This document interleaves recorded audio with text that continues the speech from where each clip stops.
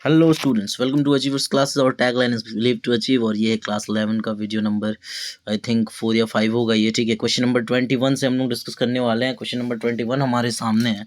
The dimensional formula of angular velocities. Angular velocity का dimension formula क्या होता है, ये हम लोग से पूछा गया है, ठीक है। थोड़ा ध्यान से देखेंगे।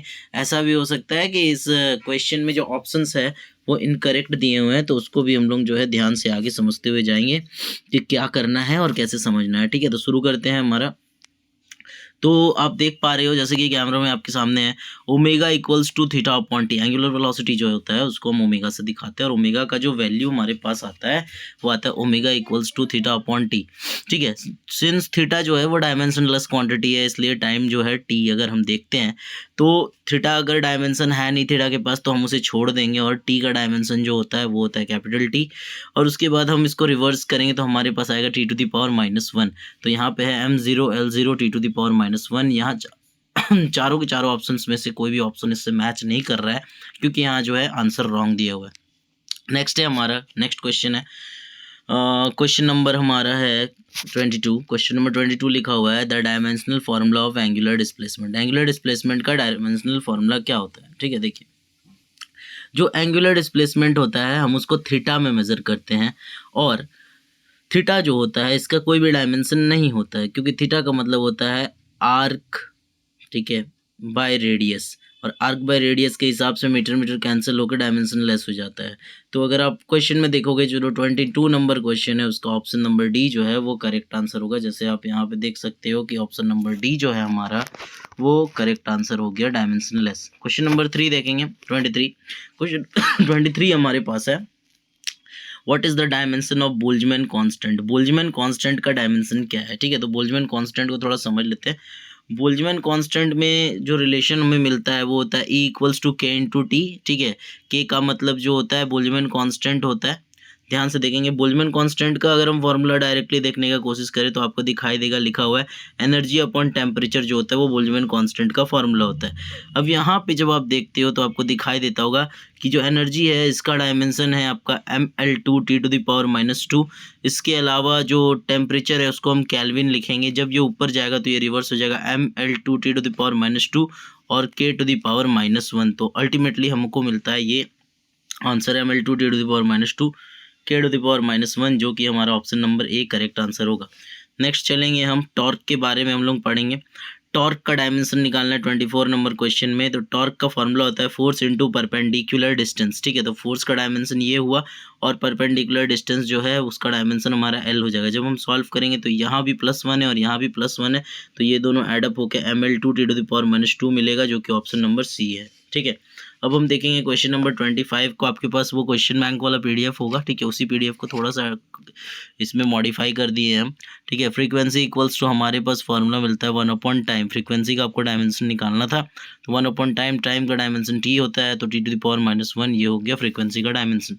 नेक्स्ट है इलेक्ट्रिक फील्ड। इलेक्ट्रिक फील्ड का अगर डायमेंशन निकालना चाहते हैं तो इलेक्ट्रिक फील्ड इक्वल्स टू होता है फोर्स अपॉन चार्ज। फोर्स का डायमेंशन होता है ml T to the power -2, और चार्ज का डायमेंशन जो है I इंटू टी से होता है एम्पियर का A और टाइम का T। तो यहाँ से जब हम सॉल्व करेंगे तो A प्लस में है ऊपर जाके माइनस में होगा, ये T प्लस में ऊपर जाके माइनस में होगा, तो इस जगह -2 -1 -3 हो जाएगा, तो ये हमें मिलेगा ऑप्शन नंबर सी में। नेक्स्ट हम देखेंगे dimension of Planck's constant 27 number का। तो प्लैंक्स कांस्टेंट का जो डायमेंशन है, एक्चुअली प्लैंक्स कांस्टेंट का फॉर्मूला होता है एनर्जी अपॉन न्यू। न्यू मतलब फ्रीक्वेंसी, ठीक है। एनर्जी का डायमेंशन ये है ml2 T to the power -2, काफ़ी बार यूज़ हो चुका है, और न्यू का डायमेंशन है टी टू द पावर -1। जब हम इसे सॉल्व कर रहे होंगे ये -1 ऊपर जाके +1 बनेगा, तो अल्टीमेट डायमेंशन हमारे पास लास्ट में आता है ml2 T to the power -1, जो कि एंगुलर मोमेंटम का डायमेंशन भी होता है। तो क्वेश्चन में हमसे पूछा गया था कि प्लैंक्स कांस्टेंट का डायमेंशन किसके डायमेंशन के बराबर होता है, तो एंगुलर मोमेंटम के डायमेंशन के बराबर प्लैंक्स कांस्टेंट का डायमेंशन होता है, ठीक है। अब आगे चलेंगे। क्वेश्चन नंबर 28 है थर्मल कंडक्टिविटी। थर्मल कंडक्टिविटी का अगर आप फॉर्मूला देखते हो तो दिखता है heat into distance upon area into temperature into time, ठीक है। थर्मल कंडक्टिविटी को आप थर्मोडायनेमिक्स में पढ़े हो, ये टॉपिक आपको डिटेल में पढ़ाया गया था, जिसमें आप coefficient of linear expansion, superficial expansion और वॉल्यूम एक्सपेंशन के बारे में पढ़ते हो। हीट एक फॉर्म ऑफ एनर्जी है, तो हम यहाँ हीट का डायमेंशन बैठाएंगे। डिस्टेंस लेंथ के टर्म में आएगा, एरिया लेंथ स्क्वायर, और इस जगह टेम्परेचर जो है केल्विन में आएगा और टाइम जो है वो टी में आएगा। जब हम अल्टीमेटली सॉल्व कर रहे होंगे तो लेंथ यहाँ +2 है, ऊपर जाएगा तो -2 होगा। इस जगह में लेंथ मल्टीप्लाई में है तो सर्ड और इंडाइसिस का नियम, एक्सपोनेंट का नियम लगेगा, लॉ लगेगा, तो इस जगह पे +1 हो जाएगा। तो अल्टीमेटली हमें सॉल्व करने पे यहाँ आंसर मिलता है ml1, क्योंकि 2 माइनस होके कैंसिल हो जाएगा, और t -2 -1, क्योंकि ये जो 1 है ये ऊपर जाके -1 बनेगा, t⁻³ -3 k⁻⁻1। ये है आपका थर्मल कंडक्टिविटी। नेक्स्ट है what is the dimension of specific heat capacity. Specific heat capacity topic भी बहुत अच्छा से पढ़ाया गया है, ठीक है, तो वो तो थर्मोडायनेमिक्स में डिस्कशन कर चुके हैं। अब आगे चलते हैं। स्पेसिफिक हीट कैपेसिटी का फॉर्मूला होता है Q = mc ΔT। Delta T की जगह d थीटा भी टर्म यूज़ किया जाता है, तो अगर C देखोगे तो ये है स्पेसिफिक हीट कैपेसिटी, तो C को लिखेंगे C = Q/m ΔT। Q जो है वो एनर्जी है और m ΔT, m जो है वो मास है और ΔT जो है वो टेम्परेचर है। तो Q एनर्जी का डायमेंशन यहाँ पे आएगा और मास का डायमेंशन यहाँ पे, टाइम का डायमेंशन यहाँ पे। जब आप सॉल्व करोगे तो इस जगह पे मिलेगा m0L2 t⁻², k⁻1। Option number B जो है वो सही आंसर होगा। नेक्स्ट हमारे पास क्वेश्चन है क्वेश्चन नंबर 30। क्वेश्चन नंबर 30 है रियल गैस इक्वेशन का डायमेंशन, मतलब रियल गैस कांस्टेंट जो R होता है उसका डायमेंशन बताना है, ठीक है।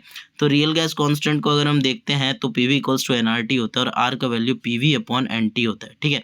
अब यहाँ से जब हम P का वैल्यू बैठाएंगे तो P का डायमेंशन आएगा कैसे। अब यहाँ देख सकते हो प्रेशर = फोर्स/एरिया, फोर्स का डायमेंशन और एरिया का डायमेंशन जब हम मिलाएं तो हमें जो है ये प्रेशर का डायमेंशन मिला, ये 2+ था, माइनस होके -1 हो गया, ठीक है।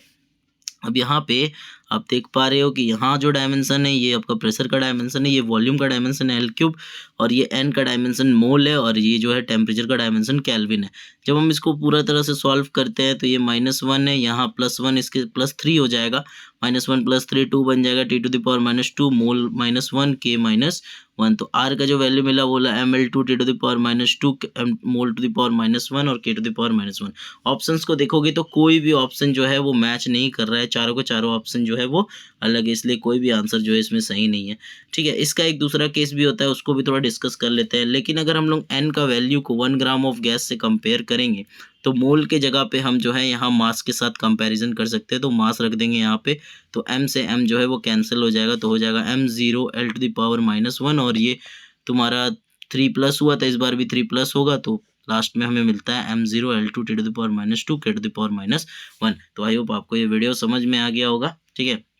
ये था, इसमें हम लोग डिस्कस किए क्वेश्चन नंबर 21 से लेकर के क्वेश्चन नंबर 30 तक जो है हम लोग डिस्कस कर लिए, और आखिरी क्वेश्चन आप देख सकते हो 30 नंबर ये रहा। 30 नंबर क्वेश्चन यहाँ पे है the dimension of a gas R in ideal gas equation क्या होगा। तो फिलहाल जो है इसके हिसाब से कोई भी ऑप्शन मैच नहीं कर रहा है, ठीक है। और m का वैल्यू अगर आप ध्यान से देखोगे ऑप्शन नंबर 1 को, तो ml2 t⁻², k⁻1 दिखाई तो दे रहा है, बट वहाँ मास 0 होना चाहिए और वहाँ मास का पावर में 1 दिया हुआ है, ठीक है। तो अगले दिन जो है हम लोग स्टार्ट करेंगे 31 से आगे क्वेश्चन बनाएंगे। जल्दी सारी वीडियोस जो है आती रहेंगी, आप वीडियोस को देखते रहिए, समझते रहिए, कोई डाउट होगा तो पूछिए, ठीक है। Thank you so much for watching. इसी तरह जो है मिलेंगे हम लोग।